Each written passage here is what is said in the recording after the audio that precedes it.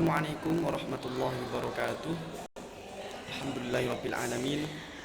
Wa bihi nasta'inu ala umuri dunya waddin. Sayyidina wa maulana Muhammadin wa ala alihi wa sahbihi ajma'in, amma ba'du. Yang sangat kami hormati Ibu Wildah selaku dosen pengampu mata kuliah studi tafsir mazhabi, dan tak lupa teman-teman semuanya kelas C1 yang insya Allah selalu dalam lindungan Allah Subhanahu wa Ta'ala. Langsung saja, berikut ini video dari kelompok kami, yakni yang beranggotakan saya sendiri Ahmad Khuluqil A'la, dan yang kedua ada saudari Febi Audina Fadia, dan yang terakhir ada saudari ST Nazila Fajri. Baik, di sini saya akan menjelaskan mengenai biografi Al-Qurtubi. Nama beliau adalah Abu Abdillah Muhammad bin Ahmad Abu Bakar bin Al-Far Al-Ansori Al-Khazraji Al-Qurtubi Al-Andalusi. Nah, nama panggilan beliau yang terkenal adalah Al-Qurtubi, yang diambil dari sebuah nama di daerah Cordoba, Andalusia. Beliau ini lahir sekitar abad ke-6 Hijriah pada masa dinasti Muwahhidin di Cordoba, Andalusia. Nah, beliau juga wafat pada malam Senin tanggal 9 Syawal tahun 671 Hijriah di Manya, kota di sebelah timur sungai. Karya-karya beliau itu ada banyak ya. Salah satunya ada Al-Jami' ila Ahkamul Quran, yang memang karya ini tuh fenomenal dan terkenal ya di kalangan para mufasir maupun kalangan mahasiswa-mahasiswa IAT ini, karena memang karya tersebut itu karya pertama yang memuat pembahasan luas tentang ilmu fikih, dan karya tersebut juga banyak pujian dari mufasir lain. Latar belakang penyusunan kitab tafsir ini itu yang pertama karena latar belakang pendidikan dari Al-Qurtubi sendiri, yaitu hukum dan kebahasaan. Yang kedua itu karena Al-Quran yang mengandung hukum-hukum syariat. Dan yang ketiga karena kondisi pada masa Al-Qurtubi itu sedikit sekali yang mengulas tentang kitab tafsir yang bernuansa fikih.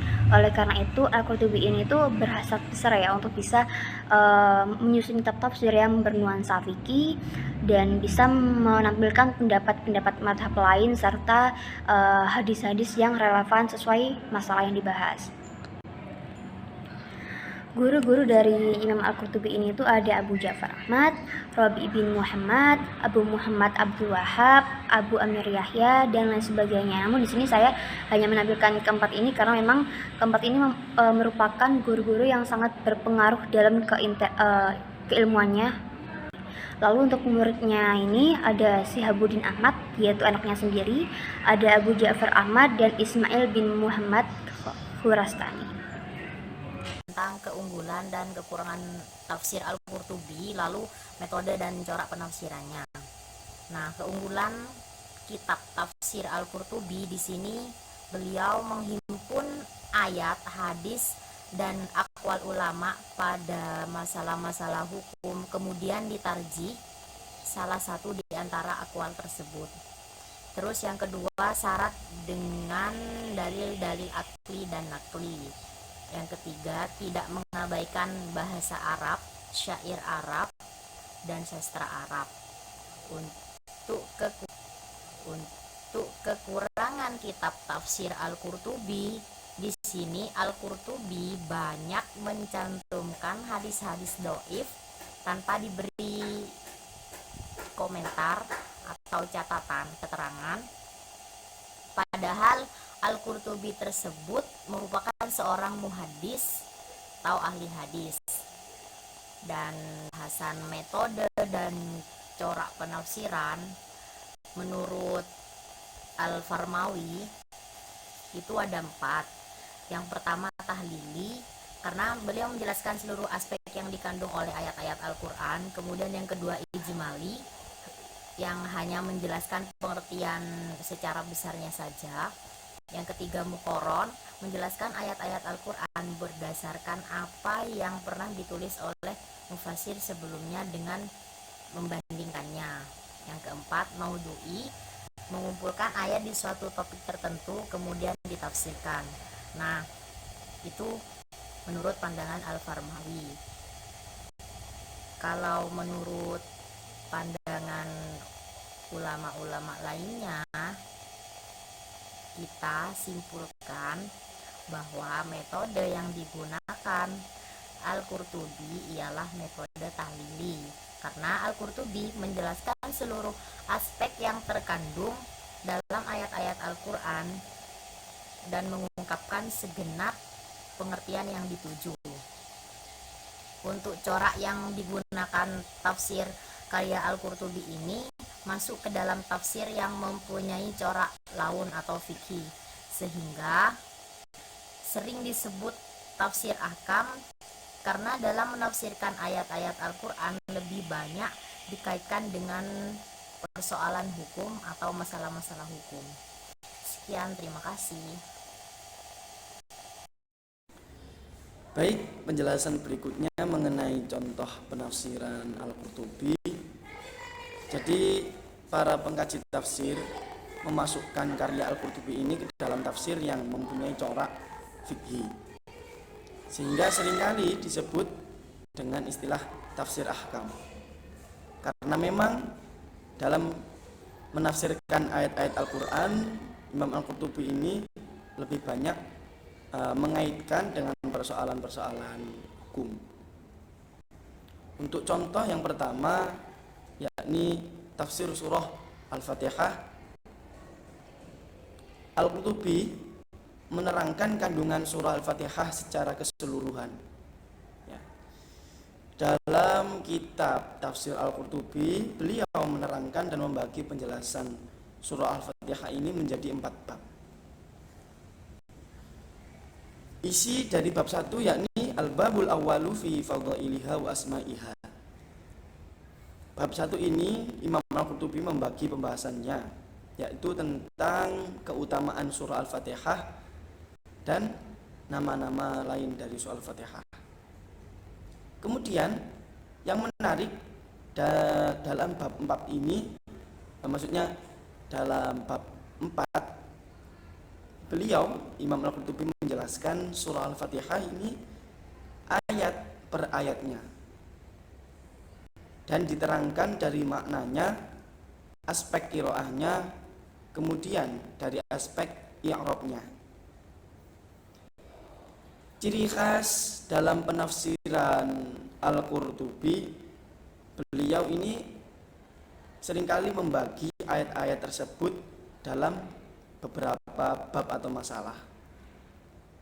Dan dalam bab 4 ini beliau membagi menjadi 30 masalah. Jadi ketika beliau menerangkan satu bab itu terbagi menjadi beberapa subbab, beberapa masalah-masalah gitu. Kemudian yang kedua ada tafsir surah Al-Baqarah ayat 43. Imam Al-Qurtubi menjelaskan secara panjang lebar mengenai persoalan fikih yang dapat ditemukan dalam penafsirannya, yakni surah Al-Baqarah ayat 43. Beliau membagi pembahasan ayat ini menjadi 34 masalah. Dan di antara pembahasan yang paling menarik dari 1 sampai 34 masalah ini, yakni terdapat pada masalah yang ke-16. Beliau mendiskusikan tentang berbagai pendapat tentang status anak kecil yang menjadi imam sholat. Imam Al-Qurtubi menjabarkan pendapat yang membolehkan dan melarang. Di antara tokoh yang melarang anak kecil untuk menjadi imam, yakni adalah Imam Malik, Ats-Tsauri, dan Ashabur Ra'i. Dalam masalah ini, Al-Qurtubi berbeda pendapat dengan mazhab yang dianutnya, yakni mazhab Maliki, dengan pernyataan imamatus shaghir jaizah idza kana qari. Anak kecil boleh menjadi imam jika memiliki bacaan yang baik. Bukan tanpa alasan, Al-Qurtubi mendasarkan pendapat tersebut atas apa yang diriwayatkan dalam Sahih Bukhari. Imam Al-Qurtubi ini dalam hal ini tidak sepakat dengan Imam Malik yang membuktikan beliau ini tidak fanatik dengan alirannya, yakni Maliki. Yang ketiga, ada contoh tafsir surah Al-Baqarah ayat 187. Imam Al-Qurtubi membagi menjadi 36 masalah. Dan yang paling menarik pada pembahasan ke-12, beliau mendiskusikan persoalan makannya orang yang lupa pada siang hari di bulan Ramadan. Al-Qurtubi berpegang pada pendapat jumhur, yakni orang tersebut tidak berkewajiban mengganti puasanya dan puasanya itu tetap sah jika orang ini memang benar-benar lupa dalam ketika makan di bulan suci Ramadan di siang hari lupa, maka Al-Qurtubi berpegang pendapat yakni puasanya tetap sah. Namun hal ini berbeda dengan pendapatnya Imam Malik yang mengharuskan orang tersebut mengqadha puasa. Gitu. Jadi sedikit itu pembahasan dari saya mengenai contoh penafsiran Al-Qurtubi. Semoga sedikit ini menjadikan ilmu yang khususnya yang saya dapatkan menjadi ilmu yang bermanfaat untuk kita semua. Allahumma amin. Terima kasih.